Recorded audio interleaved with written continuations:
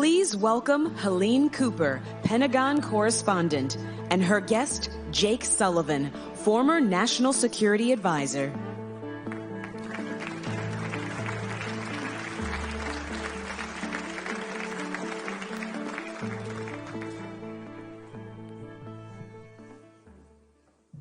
Hello. Hi, Jake. It's great to have you here. Thank you for having me. Thanks for joining us. It's really cool to be in Times Center. So let's start with yesterday.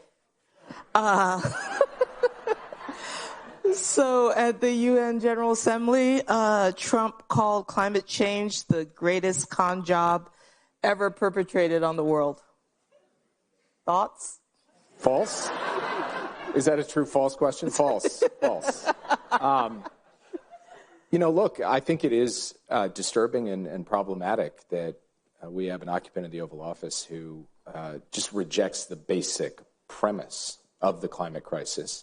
I think it's harmful in terms of galvanizing the action necessary to turn the corner on this, but I also think it's harmful to America's competitiveness and national security, because the U.S. being able to play a leading role in the innovation and manufacturing of clean energy technologies is vital for our economy, it's vital for our secure and resilient supply chains, and frankly, it's vital to a broader innovation cycle, because these core clean energy technologies, including batteries, they matter for everything we do, including the artificial intelligence revolution. So even if you set aside the moral and practical imperative of dealing with a warming planet, even if your focus is just about what's going to give the United States of America an edge economically, strategically, and in terms of national security, basically saying we're done dealing with clean energy and climate is a hoax and a con job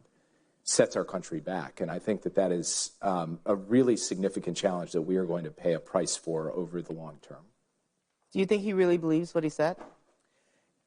Look, I can't get inside his mind, so I don't know. He has been remarkably consistent going back years, hoax, con job, particularly acerbic about clean energy technologies, wind, solar, and the like, puts forward a variety of basically conspiracy theories about these technologies, valorizes not just oil, but coal. The desire to bring coal back is like a central part of his energy strategy. So, whether or not this is deep conviction, political opportunism, or otherwise, I'll leave to others. But what I will say is it's a through line that is very consistent, and he's built his administration around this premise, even more so this time than last time.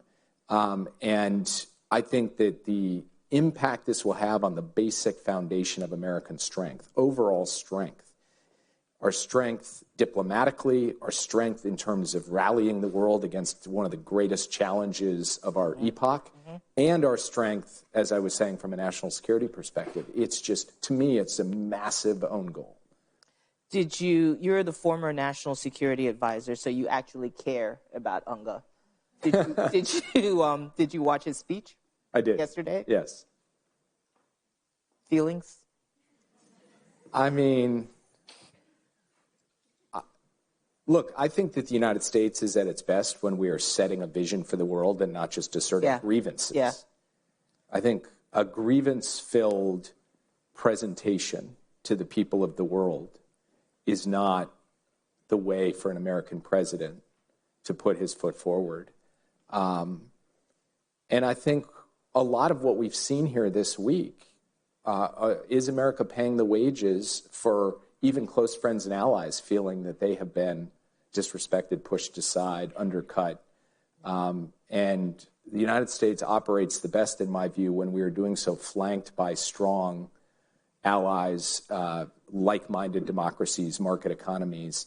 And here this week, it's been kind of the United States in this corner and basically everybody else in this corner. And I think that the country that is most looking at that and saying, hey, this is pretty great for us, is the People's Republic of China. Yeah.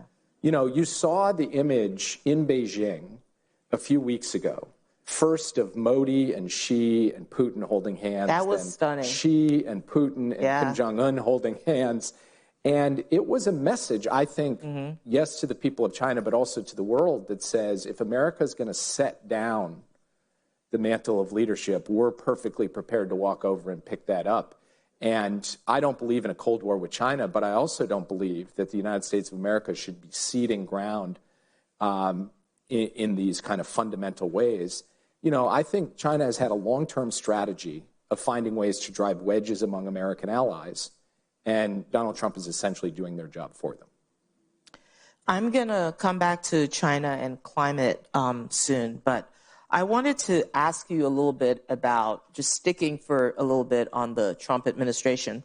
Every 4 years, the intelligence community produces this global trends report, which is a document that warned about the national security implications of climate change. Earlier this month, Tulsi Gabbard, the director of national intelligence, scuttled a report saying that it was not in line with the Trump agenda. And my colleague Julian Barnes has new reporting that she's also fired it's part of her latest round of firing. She has fired the whole group that did the report, eliminating the Strategic Futures Group, accusing it of, the quote is, propagating a political agenda that ran counter to all of the current president's national security priorities. What are the implications of the U.S. and the intelligence community now turning a blind eye to the national security importance of climate change?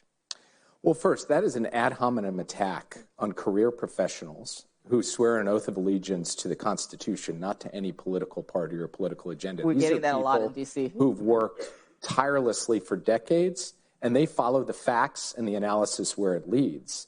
And this was not an agenda imposed upon the intelligence community or politicized by the intelligence community. This was intelligence professionals raising the alarm many years ago and continuing to raise the alarm to say the climate crisis is a threat unto itself to America's national security, and then it's a compounding threat when it comes to conflict, disease, migration, poverty, basically, and frankly, the ability of the American military to operate effectively globally.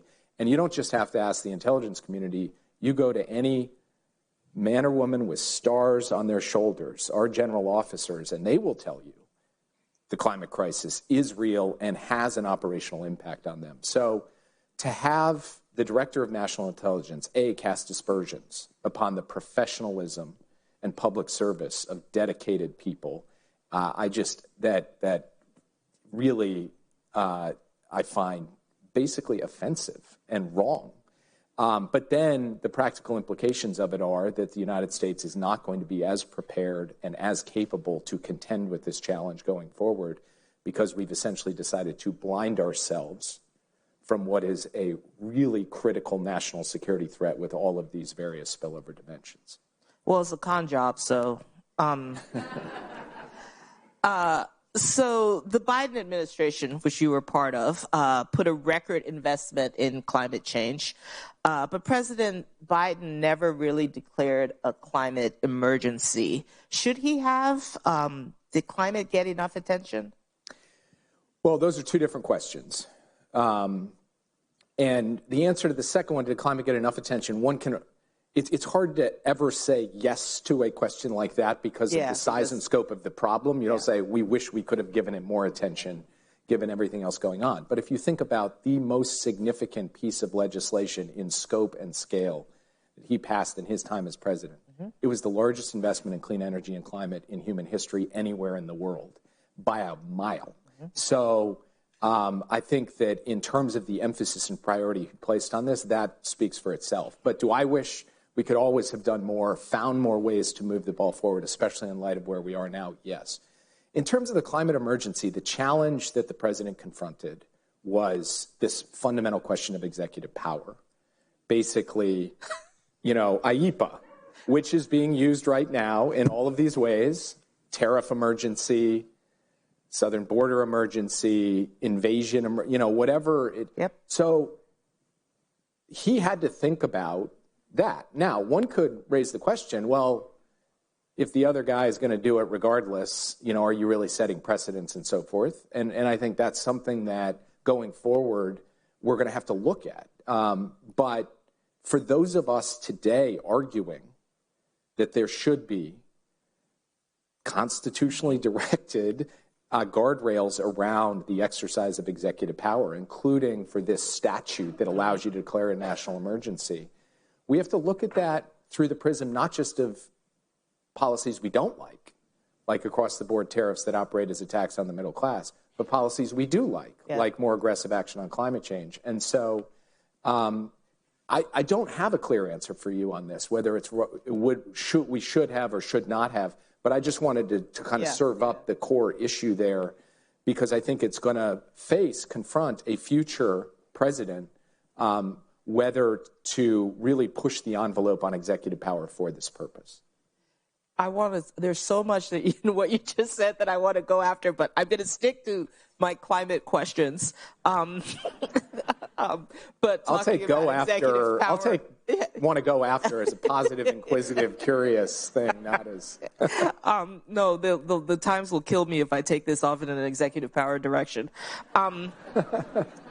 So President Biden had the chance to put extreme sanctions on Russian oil and the people who purchase it, and he refused until the end of his term to go after oil tankers from Russia and essentially knock them out of commission. It wasn't until January 10th of this year, 10 days before President Trump came to power, that he did this. And I understand much of his hesitancy was not wanting gas prices to rise, particularly before an election. But why not do it as soon as Russia invaded Ukraine back in 2022? Well, first, I think it's important to establish that we didn't wait till January 10th of 25 to take action against oil. Yes. I mean, first, there were a number of designations, but second and more importantly, we had a theory of what was called the price cap, which was essentially try to drive down the revenue going into Putin's coffers without taking barrels off the market. Mm-hmm. Because one of the practical problems is you take a bunch of Russian barrels off the market and the price really spikes. Putin's going to end up making the same amount of money and everyone else is just going to pay more. Mm-hmm. So the price cap mechanism was meant to do that, and it had a material effect that degraded over time.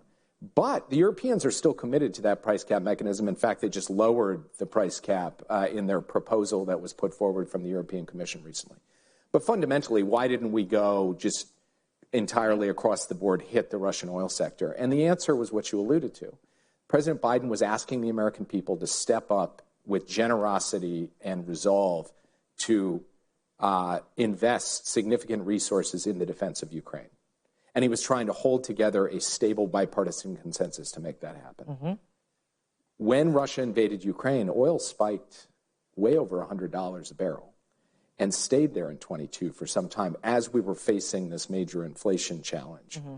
And so President Biden's view was asking the American people to pay another $1, $2 or more at the pump by taking Russian barrels off the market would in the end have the perverse effect of cratering support for the war in Ukraine.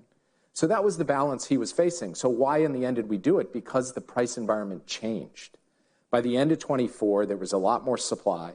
There was much more give in the market, and the capacity then to squeeze Russian barrels was much greater. And as soon as that became the new reality, President Biden acted. And then we passed off in the transition a blueprint to the incoming team to continue that work.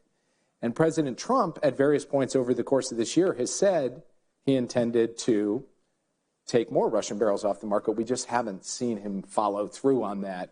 My view is that that is exactly what should happen right now, because Putin is struggling economically in a big way. And now is the time to really squeeze hard. And I think doing so in concert with the Europeans makes sense. Well, I don't know if you saw Trump's remarks yesterday, because he's now backing Ukraine to win. I did see that.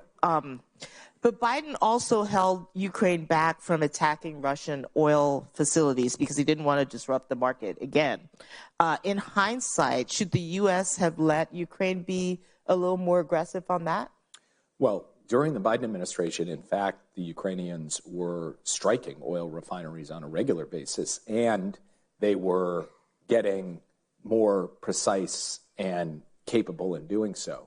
Now, at the time, the Russians were able to repair kind of as fast or faster than the Ukrainians were able to take stuff offline. That dynamic has flipped now. The Ukrainians now are able to take more offline than the Russians are able to repair. And I believe that when you look at the current situation, pressure on Russia's energy sector is a critical part of creating favorable conditions for a negotiation for a just peace. And so I do think that the United States supporting Ukraine in this effort is important. We have only 6 minutes left, and I've been told that we have to stick to our allotted time. So let's turn to China, specifically the U.S. and China and climate change, particularly clean energy. The Trump administration seems to be doubling down on oil and gas, while China is outpacing us hugely on clean energy. Why shouldn't we just let China serve up the clean energy needs of the world instead of making this a geopolitical issue?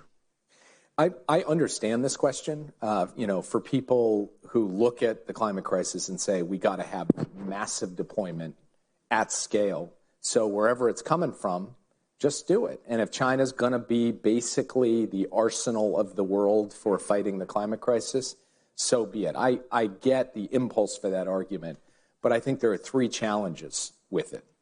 The first is that the United States throwing up its hands and saying, okay, I guess China will be doing all the clean energy stuff. We're only 15% or 20% of the way through a clean energy transition. There's a lot of time to go, and the U.S. shouldn't just preemptively concede the field. Secondly, telling the American people, you're basically just going to be a taker in this. You have nothing to offer in the way of innovation, manufacturing, and problem solving. China's going to handle it all, I think is not sustainable, either politically or really with respect to who we are as a country. We should be in this game in a big way, and we should be making the investments through the IRA and beyond so that the United States is a clean energy superpower too. And then third, I don't like the idea of the United States trading one form of energy dependence for another, where we go from being dependent on the Middle East for oil to dependent on China for clean energy. And I might say, on top of all that, we are entering a phase of technological innovation and advanced manufacturing across a range of industries: robotics, biotech, quantum, semiconductors, and clean energy. And the economist Noah Smith had a really interesting piece in the last couple of days where he said, the basic ability to make clean energy technology, that muscle, that capacity maps onto all of these other sectors too. Yeah. So the United States can't just say, well, clean energy is someone else's business. We have to be able to build at speed and scale so that we can also build at speed and scale in other areas that are going to be critical to our national security, our economic competitiveness, and good paying jobs in the United States.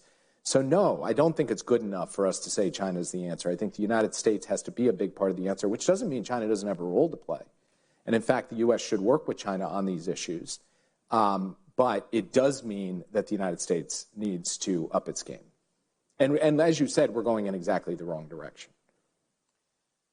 So our climate people want me to ask you this. I rolled my eyes at it because I'd much rather play in like Russia, Ukraine, and stuff like that. But so in the past, you've said China needs to be pressured to take action on climate. What exactly should China be compelled to do? And is there any hope of the U.S. or the world compelling them? And who are we at this is my part, who are we at this point to be compelling anyone to do anything on climate?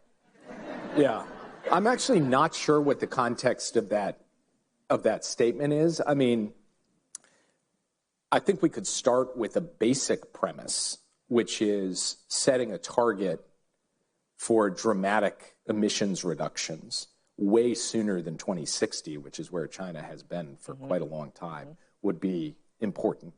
And, one of the things China has historically said is, we're just a developing country. We're not in the same category as the United States. I think the reality of today is China's the world's largest emitter by leaps and bounds, and they are not the same as a small island state in the South Pacific.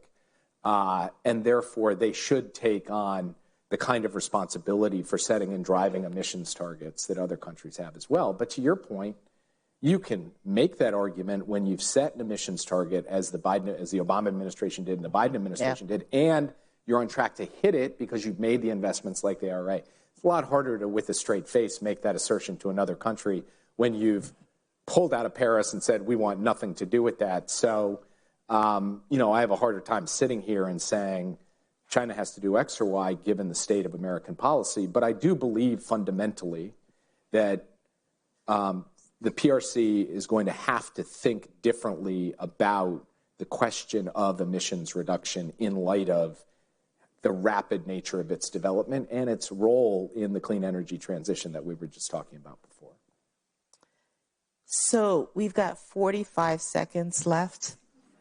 In hindsight now, when you look back at your 4 years as National Security Advisor, do you think there's more that you and the Biden administration could have done to Trump-proof climate issues? And what?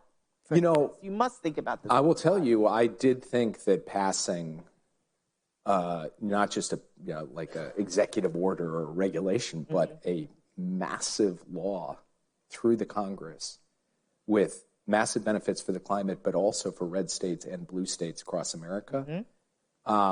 You know, I thought we could get some degree of lock in there. And if that can't even be locked in because that can be rolled back, it suggests that a lot of the other kinds of things that one could do, even, for example, declaring an emergency or other forms of executive action, are too susceptible to rollback. And look, I think this raises a broader issue as we go forward of kind of what does America's word mean and how do we build trust that can transcend administrations. And it was one thing when President Trump was elected the first time. It's a different thing now. This is something that I'm reflecting on a lot now that I've left government in talking to allies and partners around the world. And I don't have a good answer looking people in the eye and say, oh, don't worry, 5 years from now, 10 years from now, et cetera. I think this is something that we need to have a real reflection and conversation about to come up with a better answer than the one that I've just provided you here on the stage, which is not really much of an answer at all. So, yeah. Thank you, Jake. Thank you. Thank you very much.